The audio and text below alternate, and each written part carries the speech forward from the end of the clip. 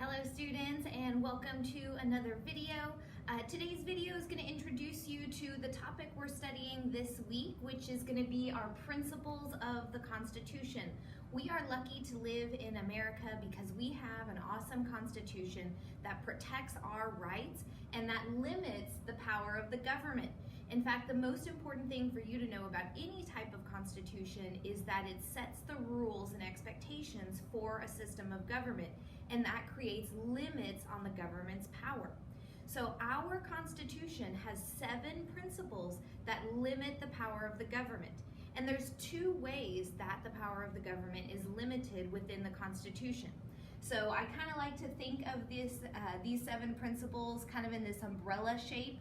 So the big idea, the big umbrella is limited government, that the federal government only has the power granted to it in the Constitution.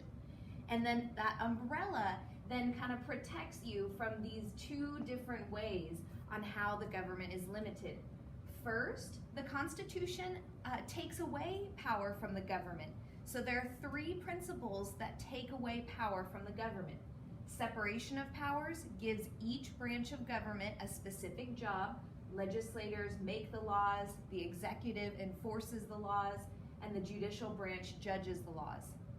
Then, most importantly, those 3 branches have the power to check and balance each other. So each branch can check the power of the other branches. So no one branch becomes too powerful. That's the system of checks and balances. Our government is also divided between the federal government and the states. That's here in federalism. So states are granted some powers and the national government is granted some powers. And they do share a few things like taxes.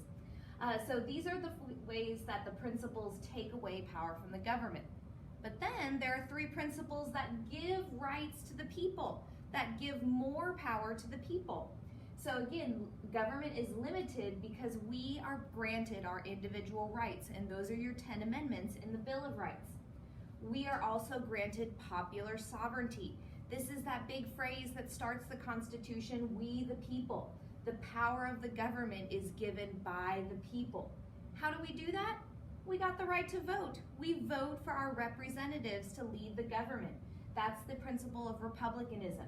So people exercise their power of voting for representatives, and Congress carries out the will of the people. All right, I hope this video is helpful for you in getting an introduction overview to our next topic for the week, which is principles of the Constitution.